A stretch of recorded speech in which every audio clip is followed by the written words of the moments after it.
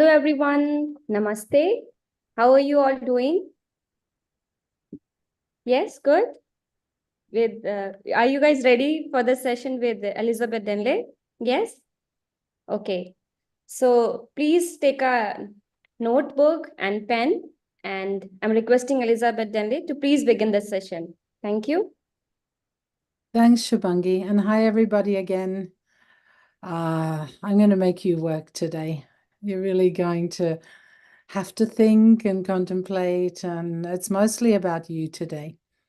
So let's see how we go. What we'll do is, because I know many of you may not want to share live on the YouTube session. So we'll go through all the exercises, and then at the end, we'll turn the recording off, and then we can share amongst each other, those of us on the call who want to talk about what they've experienced. So if I wait till the end, it's only because of that, to give you a bit of privacy. Okay, so let's continue on. I'm going to share my screen again so that we can see the next principle, which is principle number 3. Let me just start the slideshow. Here we go.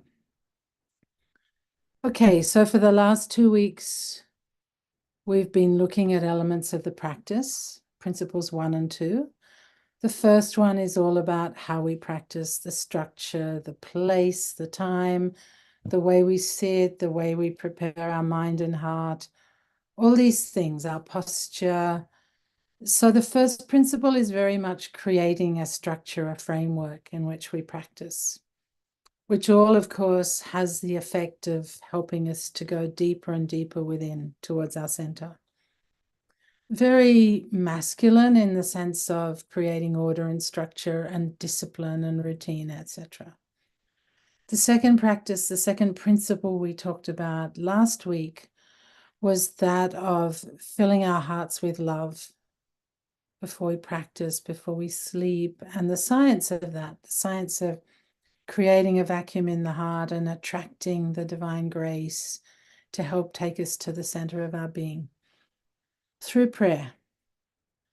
And today we're going to focus on the third element of practice. There are 3 of them. This idea of fixing the goal of why we're doing it and not resting till we get there. So 2 main concepts here. Firstly, fixing the goal of our practice, our spiritual practice, and then maintaining that flow, that impetus, that idea of how we keep going in this journey that goes up and down and we don't know where we're going to, etc. How do we not stop and get stuck anywhere along the way? So this principle, the fixing your goal principle, is what we're going to focus on today. And it's interesting because there are really both masculine and feminine aspects to this particular principle, which we'll go into. But first, let's do a check-in. So for those of you who've not been on these sessions, what we do is we close our eyes, we go inward towards our own center as deeply as we can, and just ask yourself, how am I feeling right now? What's going on in this inner universe? So take a moment, put your phones down, get comfortable, and just go deep within your heart to the deepest place you can go within yourself. Just rest there for a moment.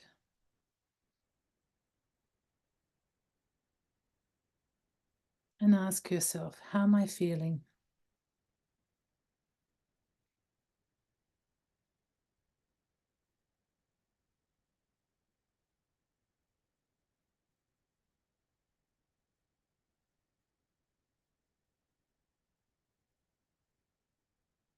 Feel the depth of your heart.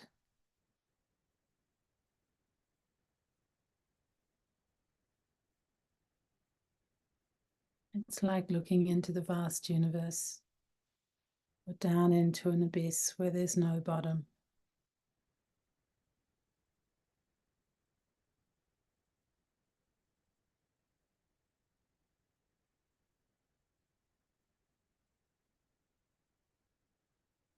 When you feel that connection, let it radiate outwards to the other hearts in this webinar. Connect with all the other hearts. Feel that together we are understanding this as one.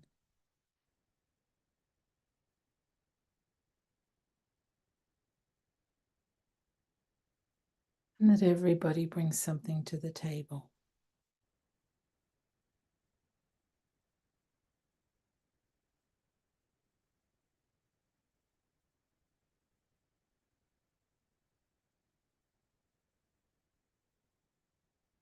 And when you're ready, gently open your eyes.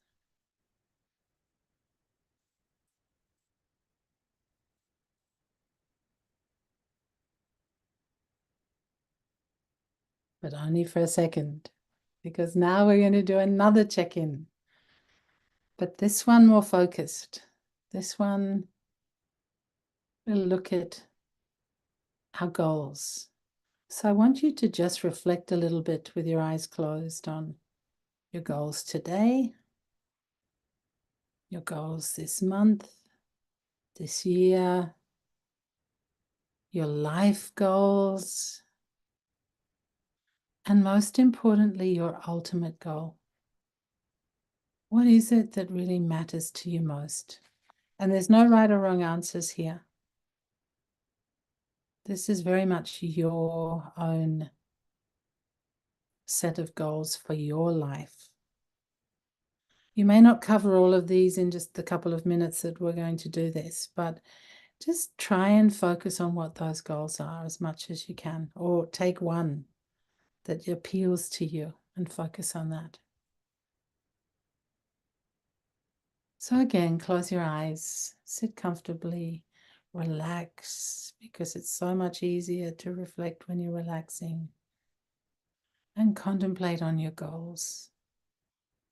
From those goals of today up to your ultimate goal, whichever takes your fancy in between.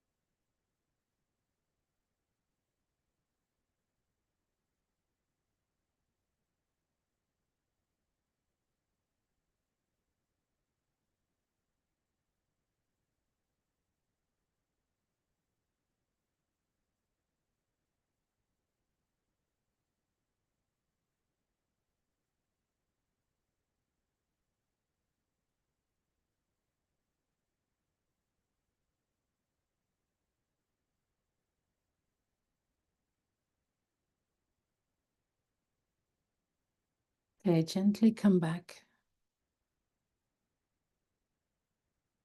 You can finish this exercise later after the webinar if you've got more to go. I certainly do.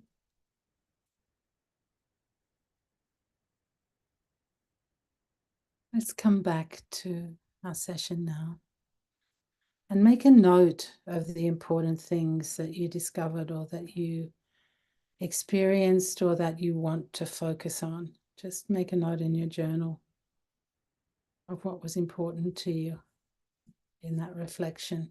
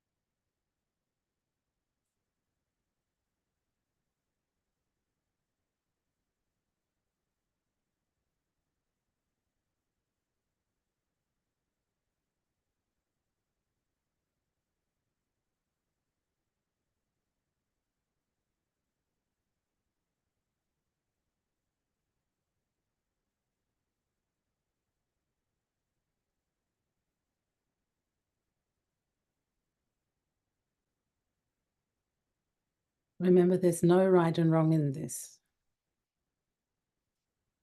You need to feel what works for you.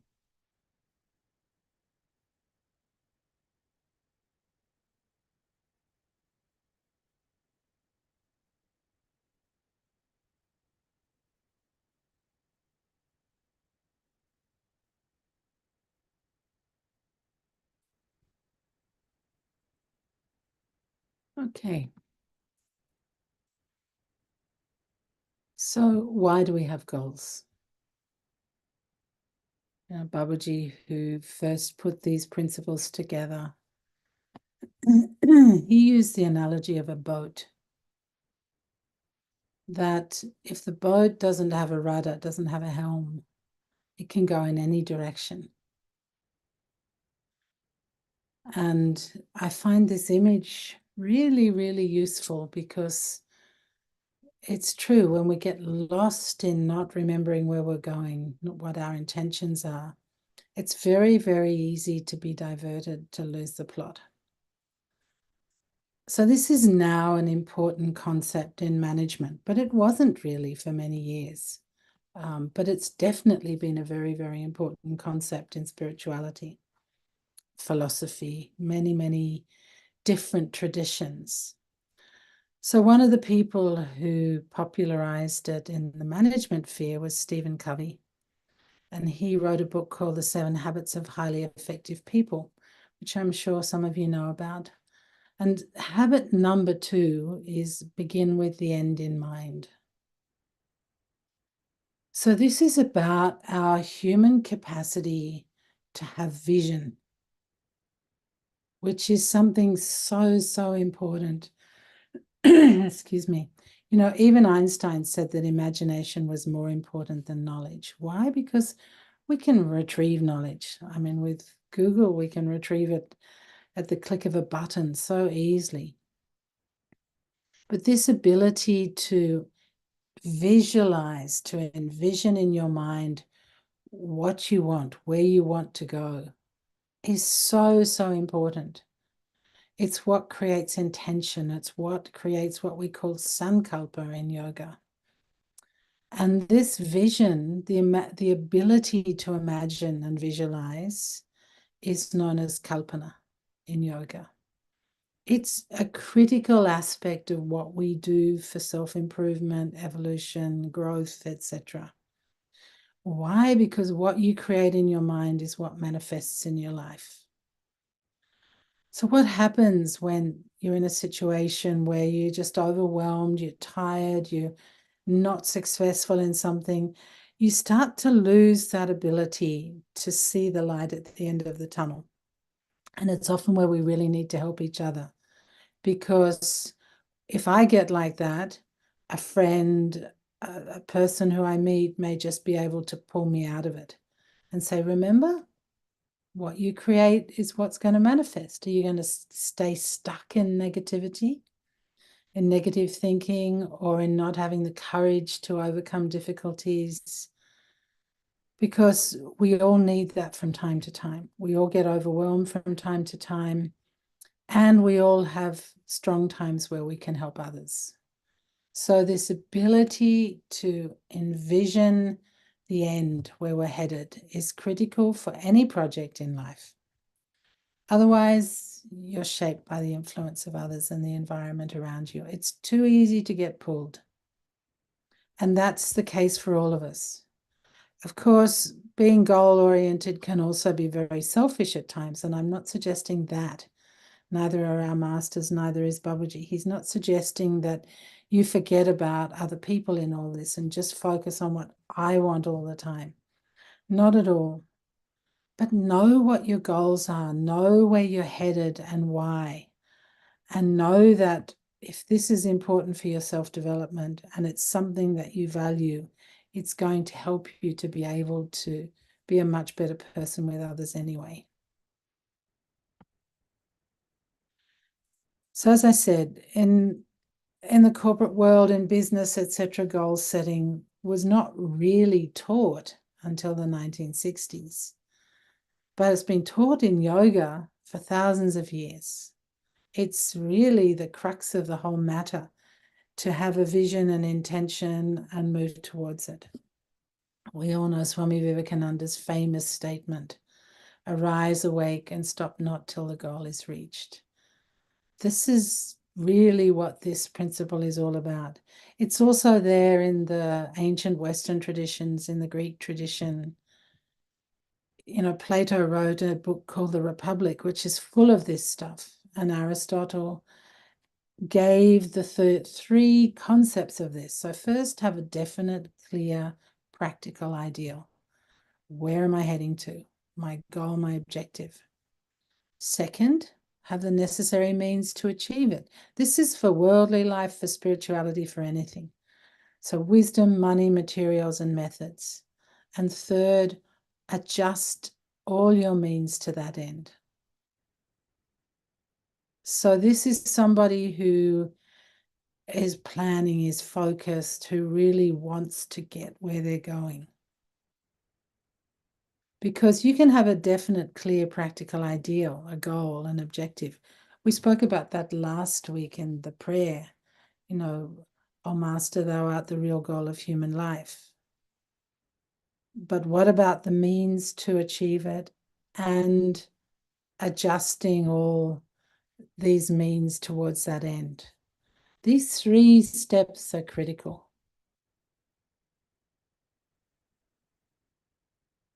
There are also three ingredients for this, which are the three pillars, if you like, of yoga. And they're also the three attributes or pillars, again, for everything worth doing in life. First one is what we've just been talking about. Awareness, consciousness. Where are you headed? What is your goal? What is it that you want? Why do you want it? On a daily basis, a monthly basis, a yearly basis, a lifetime basis, etc. When you know these things, you can achieve them. When you don't know, maybe not. So the first thing is knowledge, which is known in yoga as jnana. So the knowledge of where I'm going and how I'm going to do it. Is knowledge enough? No. It's like if I have a vision for climbing Mount Everest, but I never leave my apartment. Is it going to happen? No. I can have the best visions in the world. I may want to go and visit the pyramids in Egypt or the Amazon or somewhere that I've dreamt of since childhood. But if I don't do anything about it, it's never going to happen. So knowledge, having a goal, having a craving to get there is only valuable when it's put to good use.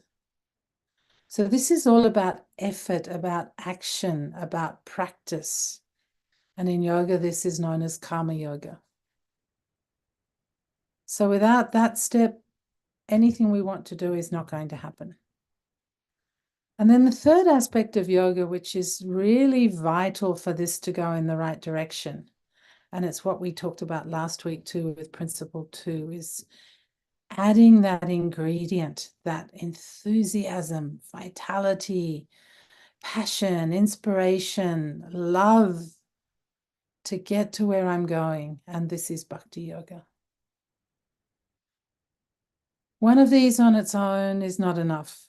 Even two on their own are not enough. We need all three in everything we do. You see young kids, they want to learn to ride a bicycle, or they want to learn to swim, or they want to learn to climb trees or whatever. And they put their whole hearts into it. They're focused and they do. So this is the case for everything in life worth doing, not just spirituality. But for this to work, we've got to get rid of the obstacles, the things that stop us, the lack of confidence, the fears. And for this, we need a courageous, calm, and balanced mind, because then we can set intention and carry through. You see people who set a goal, set an intention in life, and they just make it happen. You see others who also wish for the same intention, But for some reason, they cannot carry through. They cannot bring about that combination of jnana, karma, bhakti to make it happen.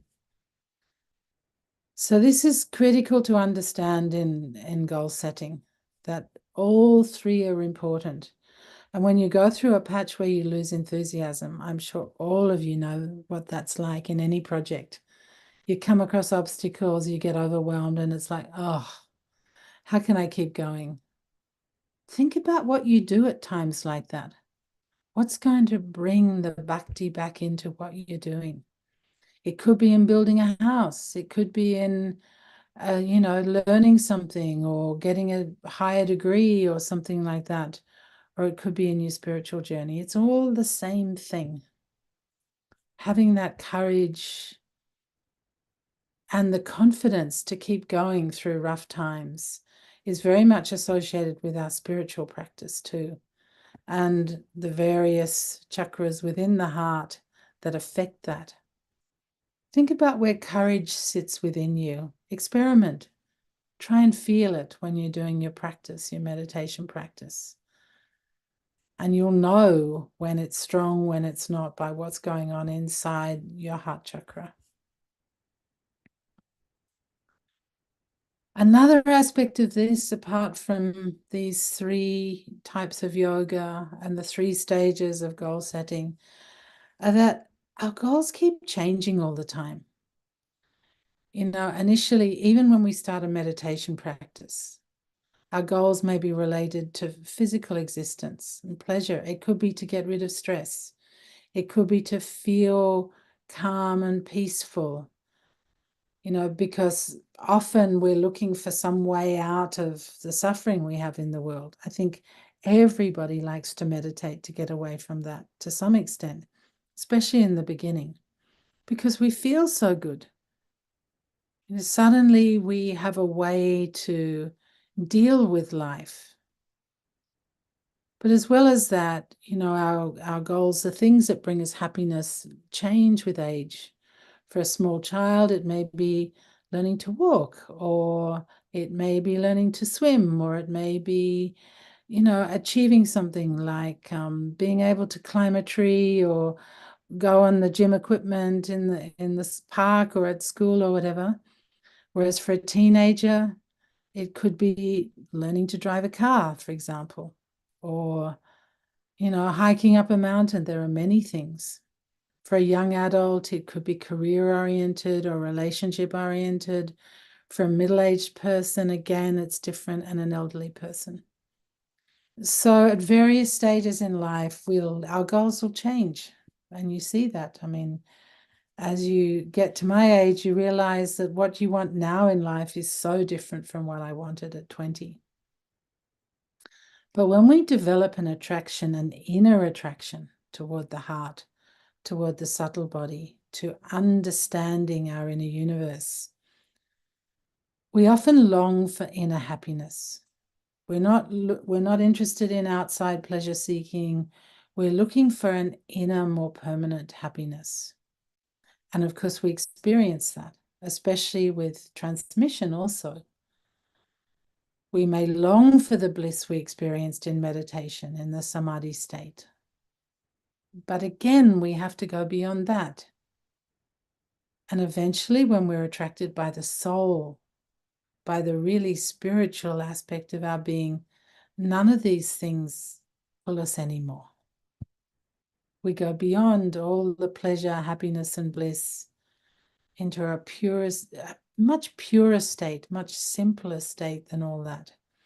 Not dependent on likes and dislikes, not dependent on loving to feel blissful or happy, and not dependent on really disliking when we have a meditation that's disturbed or restless or whatever. We're going beyond all that into the pure state we associate with the source. So there's a stepwise progression in how our goals change over time, with practice, with understanding. And all these are part of the journey. None of them are right or wrong. They're all just different stages of goal setting along the way.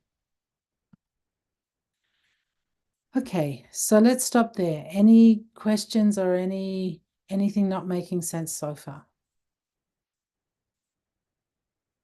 Anyone like to add anything at this stage before we carry on?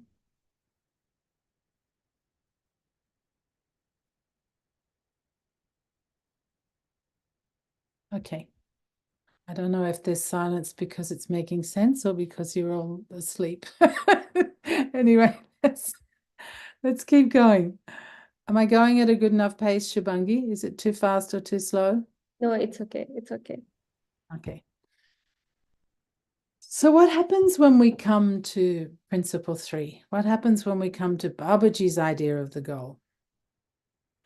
All the same stuff, set your goal, rest not till it's achieved, etc. But his idea of the goal is something beyond all this we've talked about so far. His idea of goal setting went further to encompass all the dimensions of life, not just this physical existence. So when we say our goal, which is complete oneness with God, what on earth does that mean? When we can't know God in the sense of knowledge, how do we have a goal which, if you like, is abstract, it's infinite, it keeps receding as we keep going? It's not a goal like being able to pass an exam, where there's a definitive endpoint, and once it's done, you move on to the next goal. He's talking about something beyond all this, which encompasses the spiritual dimension of our lives, the subtle dimension of our lives, not just living in this world, other realms, other dimensions. And Babaji asked a very interesting question. What is that one thing, the one goal, having which all other goals will be taken care of, having which we will have everything? So, there's a famous statement in the yogic tradition, neti, neti, neti, where you explore and you discover and you maybe get attached to knowledge at one time, and then you maybe get attached to wealth. You go and you make a lot of money, you discover does that make you happy? Does that take you to your goal? No. Power, same thing. Fame, love, happiness, all these things are great in their own right, but they're not the source of our happiness. They're not the source of the goal of what will bring about human purpose. So he takes us beyond. He takes us to the source of creation itself, which is often called the source, the ultimate, the absolute, God, the higher self. Many names. The names don't matter. But what he says is, if we have that, if we can realize that state, we have everything. And he also tells us it's possible to attain it in this lifetime. Now, does he mean that we forget about all the other goals, the daily goals, the weekly goals, the monthly goals, the yearly goals? Do we forget about looking after our families and, making enough money to support our kids, etc.? Not at all. He's not saying that. But he's saying that until we get to the source of it or what's behind it, we'll never find that satisfaction in our human purpose. We do all that stuff. We have to live in the world, but we also go beyond it, to beyond this physical world. And so you come to the questions that philosophers and spiritual teachers have been asking since the beginning of human existence. Who am I? Why am I here? What is the purpose of my existence? Where did I come from and where will I go afterwards? Because this is what goal searching is all about, right? It's about purpose. So if I want to have a goal of a life of purpose, what's the purpose of my existence? Why am I here? Why did I come to this earth in this human form? And what does that mean? What do I do with that? So all this goal setting that we're talking about in spirituality takes us to the deepest questions that humanity's ever asked. How many of you sometimes think about these questions? Anyone? Yeah, okay. Some hands, good. Because, you know, this is what creates that craving in human beings to understand the purpose of life, the human purpose. And so Babaji puts it into words. This is what he says is his third principle, which is what he says is the ultimate goal you can have. It may not be your goal, and that's okay. Everybody's at a different stage, but this is what he says, the human goal. Remember the last week's prayer, thou art the real goal of human life. So that's what he's talking about here. He's talking about a goal that, if you like, is the ultimate collective human goal, which is complete oneness with God. Notice he doesn't say belief in God. He doesn't even say experiencing God. He says complete oneness with God. Rest not till the ideal is achieved. So he's giving us a task of becoming one with God, or one with the source of all creation, one with the absolute ultimate state. And again, how to comprehend this. What on earth does that mean in reality? And then he says, rest not till you achieve it.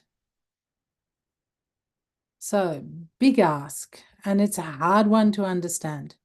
Of all these principles, I think this is the principle that's the hardest philosophically to grasp, because there's nothing to grasp. The goal is infinite. It's not something I can look at or put in my hand or taste. It's way beyond the senses. It's beyond consciousness. So it's a tricky one to put into words and understand.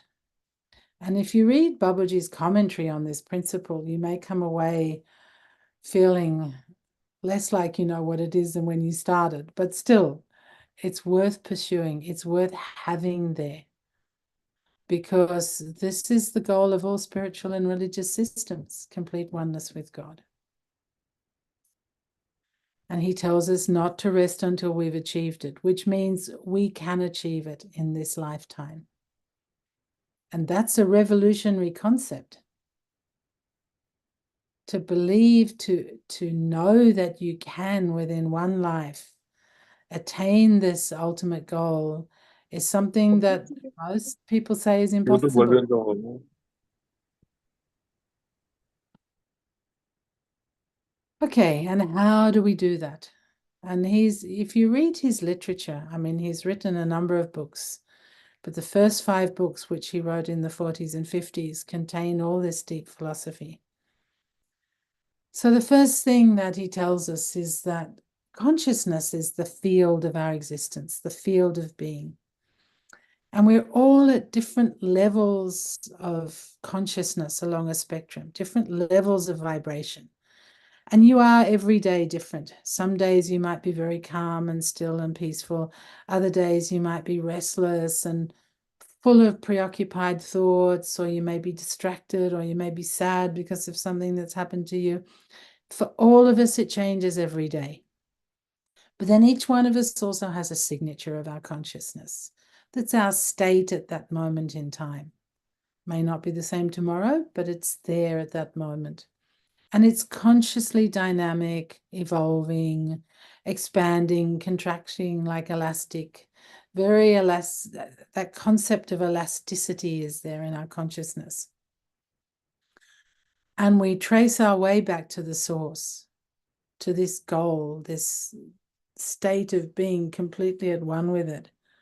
First, by mastering consciousness, then by mastering the potentiality that lies at the base of consciousness, behind consciousness, if you like. And then eventually through that, we're able to reach the absolute state of oneness with the source. Complete oneness with God, as Babaji says. And these 3 stages, and I've simplified down to 3 stages just so that we can understand it, were described by Babaji in another book, Efficacy of Raja Yoga, as the heart region or the heart chakra, the mind region, the higher regions, and eventually the central region associated with the chakra at the back of the head. So we're talking about a journey here, a journey from the heart, through the heart, to the center, to that state of oneness, complete oneness with God. That's the journey of spirituality. That's what we've been doing here in our practice, in our meditation. We clean our consciousness so that we can continue on this journey without obstacles, without hurdles, without trees falling on the road. We meditate so we can experience it. We pray so that we keep putting our attention to the center of our being, to that absolute state of oneness with the source. And what happens when we do this, when we put our attention there?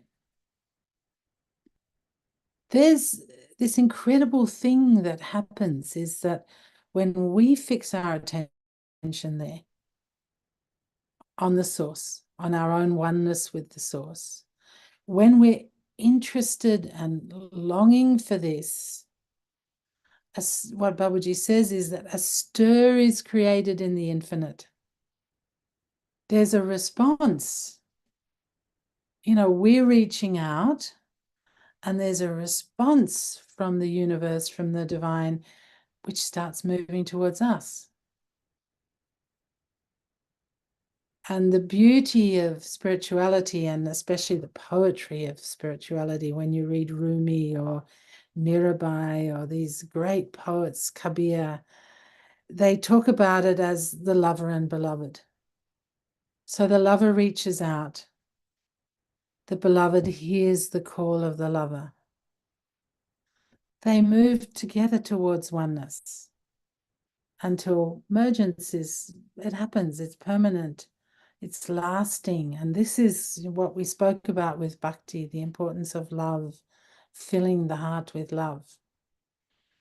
To get to this state where there's that resonance, you know what it's like with a mother and baby, you know what it's like with 2 lovers, you know, this incredible feeling of emergence and resonance and gelling, of just feeling the other person. And yet we also know from Babaji that this is just the preparation that allows us to swim in the infinite ocean, to bring us to the realm of reality, to be free of all the complexities and dualities of this world. So this is, if you like, the first step. And for this we practice. And we create that state of love within our hearts so that we move forward in this direction. How do we do it? We don't try and understand too much, because this is in the unknown. So we focus on today, we focus on practice.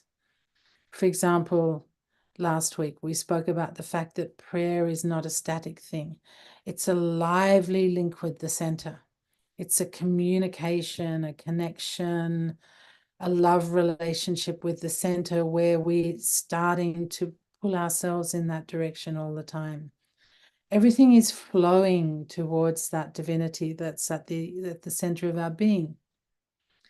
But of course, it's not always so easy, because we're moving into the unknown, and that can be scary at times.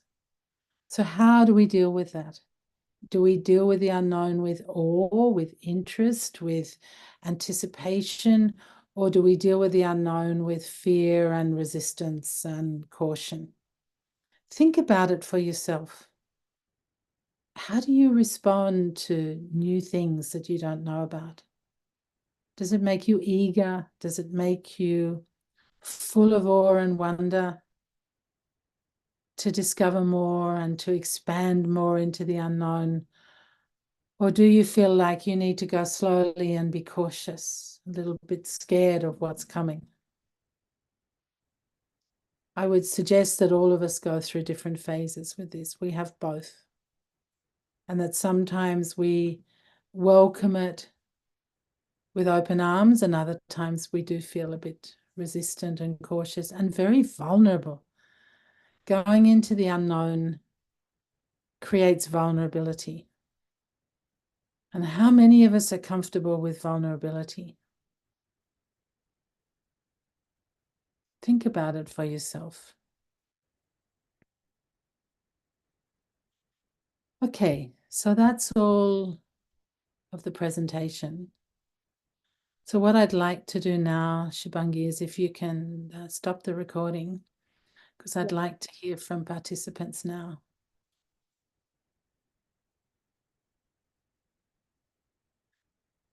So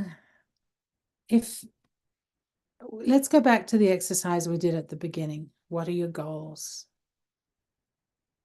What are your goals today, for the next month, for the next year, your life goals, the ultimate goal for you? I'd like to hear from some